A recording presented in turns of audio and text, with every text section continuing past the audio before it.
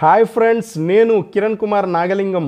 నా channel Kiran's friendly info ద్వారా మీకు మరో కొత్త ఇన్ఫర్మేషన్ని అందజేయబోతున్నాను. చాలా ఇంట్రెస్టింగ్ అండ్ సస్పెన్స్కి సంబంధించిన ఇన్ఫర్మేషన్ అండి. ఇది ఎయిర్ క్రాఫ్ట్ ఏ విధంగా క్రాష్ అయింది అనేది మీకు చాలా సింపుల్ అండ్ సరళమైన పద్ధతిలో చెప్పబోతున్నాను, వినండి.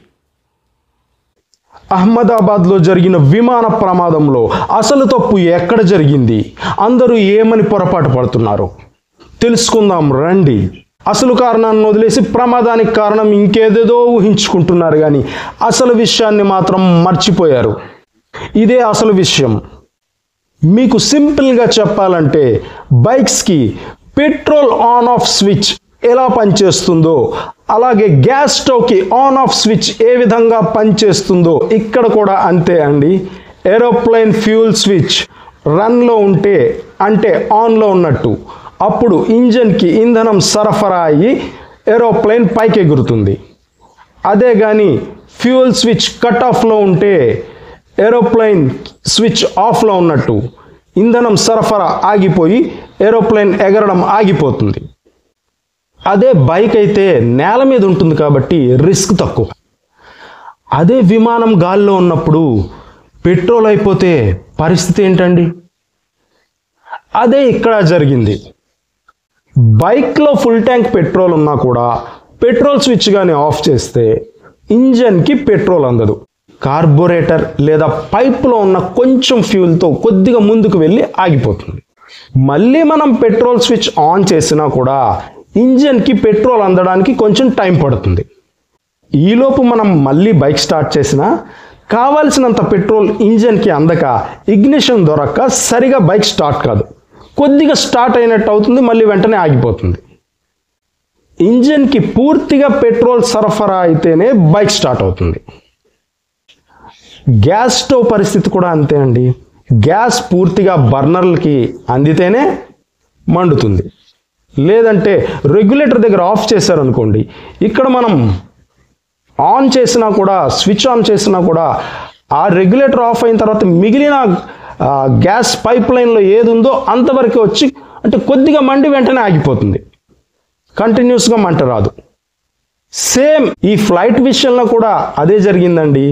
ఫుల్ ట్యాంక్ ఫ్యూల్ ఉన్నా కూడా రెండు స్విచ్లు 1 సెకండ్ వ్యవధిలో ఒకదాని తర్వాత ఒకటి కట్ ఆఫ్ అయిపోవడం వల్ల రెండు ఇంజన్లకు పెట్రోల్ ఆగిపోయింది, ఫ్యూల్ ఆగిపోయింది. తర్వాత పైలట్లు అది గమనించి రెండు స్విచ్లను ఆన్ చేసినా సరే అంటే రన్లోకి పెట్టినా సరే కావాల్సినంత పెట్రోల్ ఇంజన్కి సరఫరా కాలేదు. ఒక ఇంజన్కి సరఫరా అయింది కానీ రెండో ఇంజన్కి కావాల్సినంత సరఫరా కాలేదు. అందువల్ల ఒక ఇంజన్ కొంచెం అందుకుంటూ ఉంది. అప్పుడే ఆ ఒక్క ఇంజన్కి కొంత ఇంధనం సరఫరా జరిగి కొంచెం పికప్ అందుకుండే సమయంలో కావాల్సినంత హైట్ లేకపోవడం వల్ల విమానం మరీ ఎక్కువ హైట్లో లేదు, అప్పటికి కొంతవరకే ఎగిరింది. ప్లస్ కావాల్సినంత పెట్రోల్ ఇంకా పూర్తిగా అందలేదు, కొంతవరకు అంది. జస్ట్ అప్పుడే కొంచెం స్టార్ట్ అయ్యి లైట్గా పికప్ అందుకుంటున్న సమయంలో కావాల్సినంత లేదండి, పికప్ కొద్దిగా ఉంది కానీ కావాల్సినంత లేకపోవడం వల్ల, అంటే థ్రస్ట్ అంటారు, మనం ఇక్కడ పికప్ అని చెప్తున్నాం మనకు అర్థం అవడం కోసం.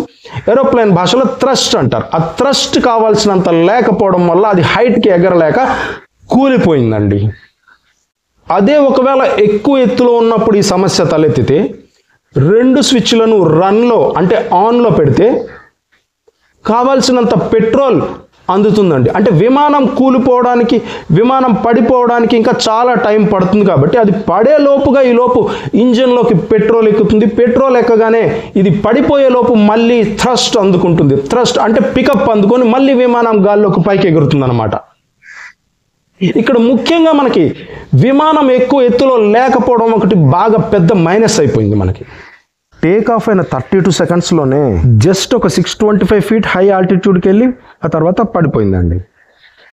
ఇప్పుడు సమస్య స్విచ్ల దగ్గర.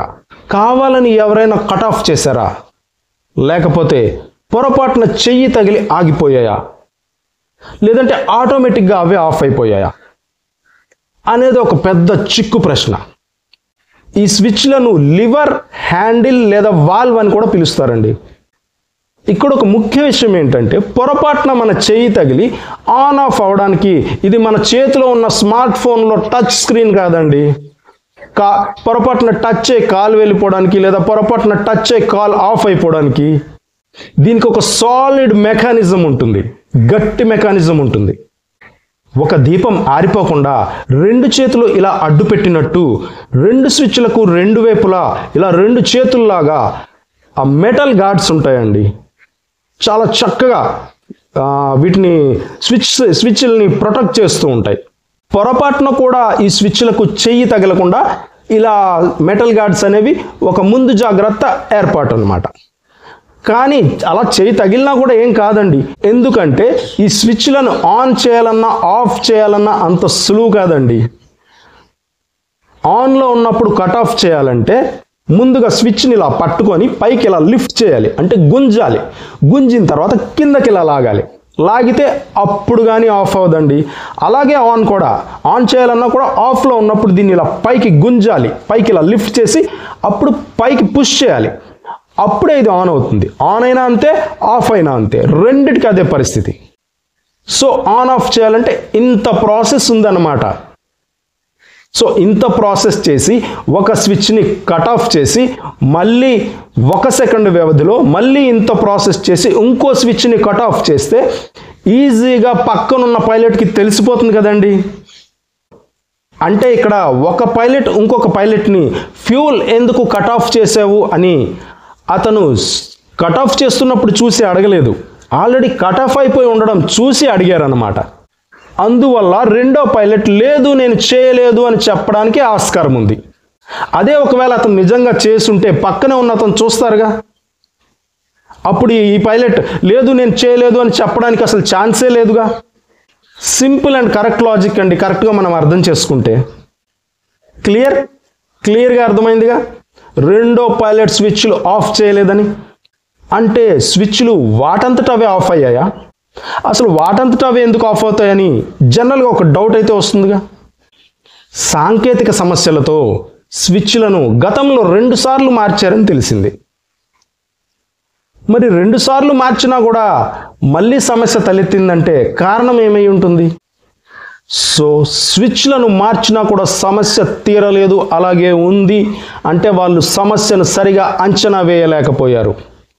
దానిని అంచనా వేయకుండా వీళ్ళు ఏదేదో మారుస్తున్నారు, ఇంకేదేదో చేస్తున్నారు. సమస్య స్విచ్లలో కాదండి, దానికి సంబంధించిన మెకానిజంలో లేదా దానికి సంబంధించిన చిప్లో లేదంటే దానికి సంబంధించిన సాఫ్ట్వేర్ సిస్టంలో ఉండొచ్చు. అంతేగాని వాళ్ళు సమస్యను గమనించకుండా మాటకి స్విచ్లు మాత్రం మారుస్తూ ఉంటే సమస్య ఎప్పటికీ సాల్వ్ కాలేదు. ఆ సమస్య సాల్వ్ కాకపోవడం వల్ల ఇంత పెద్ద విమాన ప్రమాదం జరిగిందనే విషయం ఇక్కడ ఖచ్చితంగా తేటతెల్లమవుతుంది. అయితే గతంలో 2019లో జపాన్లో ఇలాంటి ఇన్సిడెంట్ ఒకటి జరిగిందండి. ఆల్ నిప్పాన్ ఎయిర్వేస్ కంపెనీ వాళ్ళది. అయితే ఆ విమానం కూడా బోయింగ్ కంపెనీ వాళ్ళదే. ఫ్లైట్ రన్వే మీద ల్యాండ్ అవ్వగానే పైలట్స్ ఆఫ్ చేయకుండానే ఆటోమేటిక్గా 2 ఇంజిన్స్ ఆఫ్ అయిపోయాయండి.